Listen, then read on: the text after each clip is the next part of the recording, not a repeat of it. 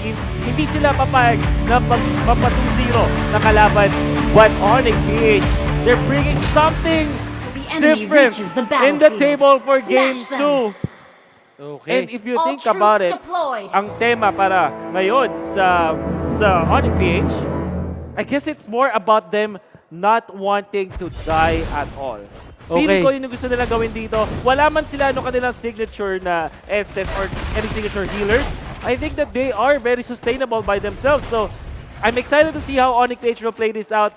I still agree with the panel na parang nararamdaman ko yung Bren Esports nasa draft advantage, but Onic PH, I can feel na merong something dito sa lineup na to when it comes to burst, when it comes to surviving one by one. So, Onic PH, if they play the micro game, right, feeling ko sila yung makakuha ng game na to. Yes, I do agree. Especially with the Molina, it will actually stop Lusty from hugging out kung ano man yung dapat i-hug out dito from the side of Onic.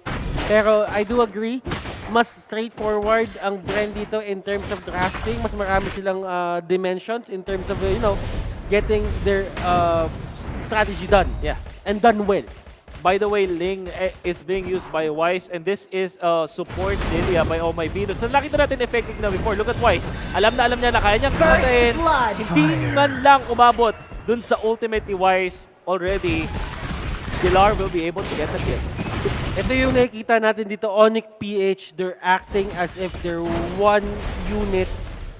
Bren Esports, medyo nakikita natin dito na talagang sila 5 individuals pa as of now. Yeah. Pero I feel yung Onic PH talaga dito, medyo naka-center yung practice nila in terms of getting the early rotations in. Bren Esports, they actually rely on getting yung mga late game strategies as well. But Coco right now, Vegas will be popped. Lumalaban si Coco dito. I don't think he can actually survive this. Joe will get that kill. Iyaknu, first kill of the game. Well, you can see the kind of offense na ginagawa dito ng overall ng Onic PH. They are relying on yung map movements nila. It seems like meron silang arrival pero wala naman silang arrival. Likewise, yung pag-jump niya sa walls dito, from top to bottom siya bigla. I think that's very interesting to see. Okay, so there is this thing about the top lane na talagang binabalik ng Bren Esports dito, and this is kind of their, sabihin na natin, strategy na kapag ka nakuha nila itong top lane, they will just go out to the other lanes and just secure it from there. And okay, Onic on the other hand, they know of this, so they will just go din, this is my top lane, and try to stop on thwart kung ano man yung pinabalak dito ng Bren Esports. Fusakin dito, getting caught out, and Coco mga kaibigan, using all of his skills, but he will take down Nana kasi meron pa ring burn na naiwan dun sa Nana na yun. Now Lusty is gonna take a lot of shots. Now Wise jumping in, does have the ultimate, gets the takedown, at meron pang kasama si Coco with the Yakto. Kasama ka naman yung Way of the Dragon na papwersa ang Contra Inferno. Oh My Venus, nice dodge at paggamit ng punches. In comes Dilar, that's a supplement of damage, and in comes the Yakto, pero hindi na sila mag-overdrive. Scratch that as Dilar just blocks out members of Bren Esport. Will this be a day of 2 zeros? Yun ang tanong natin dito. Onic PH, they're looking really good. Iyakdo dito will secure that red buff para sa side niya, and this has been the story time and again. Even in game number 1, Wolf, walang kahit anong buff na nakukuha dito masyado yung Bren Esports. Yeah. Cartesi only getting blue buff. Of course, napaka-useful niyan. Pero yung fact na Onic PH, lagi silang lumalamang sa buff battles, sobrang laking factor. I mean, hindi siya nagre-reflect exactly dun sa gold. Pero yung impact niya kasi, ramdam na ramdam mo. Imagine having 2 blue buffs or 2 red buffs sa team mo. Like, give one to Wise and give another to Yakno. Ang laking factor agad mo. Yeah, at the same time, meron din tayong pwedeng bigyan dito. Si Oh My Venus, bigyan mo ng blue. Si Fusakin, sabihin natin, pwede mo din bigyan ng Bren if you really wanted to, or si Wise. It will actually help Onic PH dito secure the early fights. Pero Onic PH dito, they don't really care about the turtle. Bren Esports, that will be their first victory in terms of objectives dito sa game na to.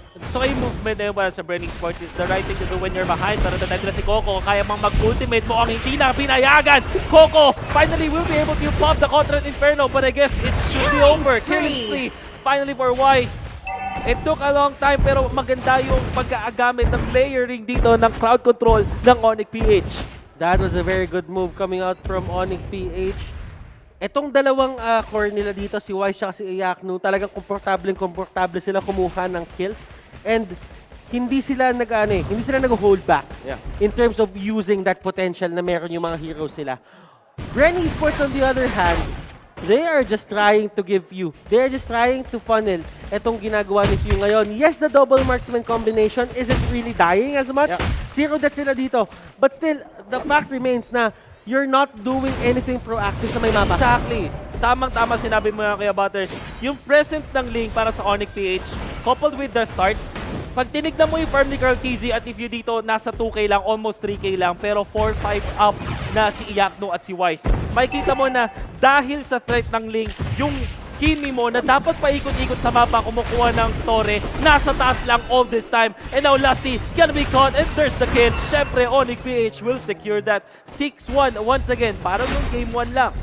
Onic PH, very, very consistent in their showing dito sa ating 2 games. Onic PH, can they stop this right now? Bren Esports, they're actually trying to find kung ano man yung dapat nilang masagot dito. Tingnan mo yung farm. Butters, 3-5 lang yung dalawang marksmen ng Bren Esports. Samantalang Onic PH, 5K on the Ling. Show with 3-8. Iba yung epekto ng lineup dito ng Onic PH. Bren Esports cannot find the farm. And it's not even about the Ling anymore. It's about the Cho na out of nowhere, pwede kang sipain and just get the kill from there. And this is the pick of potential na ayaw mo makita pag naka-double marksman setup ka. Yeah, it's all about the threats, right? Kasi ang maganda sa double marksman, pag nakapag-farm yun, malakas talaga Malakas sila. talaga. Pero pag hindi ka makahanap ng pwesto sa pag-farm, Tukalugi, Turtle, taken by Bren Esports, they jump in with Lasty, Fuzakin, popping the passive. Ling finally shut down by Bren Esports. And this is the big break that they have been wanting for the past 6 minutes. And that is going to be the first turret for the side of Bren Esports. At least, that is the second one. At least they are getting yung objectives na hinahanap nila dito and they will go straight for the second turret. This is going to be a very aggressive move. Pero nandito sa likod si Dillard just tanking everything up. And dalawang marksman niya hawak-hawak niya and Few using that Death Sonata dashes to get away. Nakikita din natin dito yung slight weakness ng Onic PH lineup. They don't have the best initiation. Siyempre, meron silang Cho, pero hindi naman din laging nandun sa laban si Iyaknu for that initiation. Dilar with this Uranus, medyo na-expose yung main weakness which is wala kang instant na initiations. But in terms of like overall map control, nakakaabante pa rin dito yung Onic PH. I would dare say, Bren Esports, if they keep doing this, makakuha sila ng magandang advantage. Like killing off Fuzakin, really, really good for the team. Now, Lusty, happy to tank the damage, honestly. At makakabagback lang. No deaths. Bato sa may baba, nagkakaroon ng away dito, Coco and Iyaknu. That way the Dragon won't be comboed with a second trigger. Kasi medyo suntok sabon nga naman kapag pinilit mo ang isang Tams. Without the way of the Dragon, syempre, hindi mo kaya patayin. And I don't think na kaya din patayin pa at this point ng isang Cho, ang Thams, even with the advantage. Need more people in there. Now, Lusty going for oh my Venus, and I think there's Black Shoes gonna be used. Pero okay lang, patay pa rin naman. Wise threatens from up above, pero hindi na nila itutuloy. Literal na Black Shoes ni Knock Shoes. Oo. Black Shoes na mga Knock Shoes. Knock Shoes, right? yung tawag sa mga fanbase niya. Turtle resurrecting soon. Oy, pero alam mo Bren Esports dito, they're doing a great job finding these pickups and Lasty. Oh my kahit goodness. siya yung gumagawa ng plays dito, he did not foresee this. Coco! This is a 3v1! Oh my goodness! Wow. He takes down 2 Coco dito with the plays! Incredibly bad decision making para sa Onic PH. Surely, meron silang control. Now, Wise gonna be double na huli pa nga. Bren Esports punishing at syempre, Coco Sanity na naman. Whatever lead na hawak ng Onic PH kanina, wala na ngayon. This is the problem we are talking about. Mayroon tayong replay dito of what happened. And you know for sure, na once na wala na hindi nila napatay before the Cotret Inferno, for sure makapag-regen up ang isang Tams. Lalong-lalo na tatlo kasi sila doon.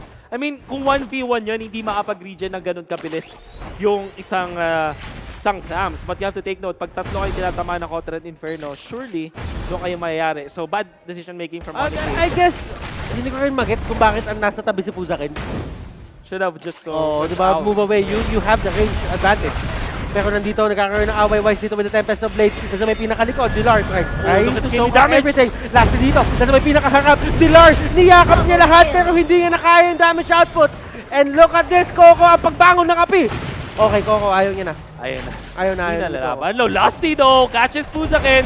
Should be a kill. Nana goes down. All of a sudden, Bren Esports now at the advantage. At makakakuha sila for sure. This might even be it. If hindi lalaban dito yung Onic Mage, naku sila yung mayari. Lusty jumps in. Wants to eliminate oh my Venus. And konti na lang mga kompo nila. Base in trouble. Bren Esports. One fell swoop. Onic Mage goes down. The magic of Bren Esports never fails.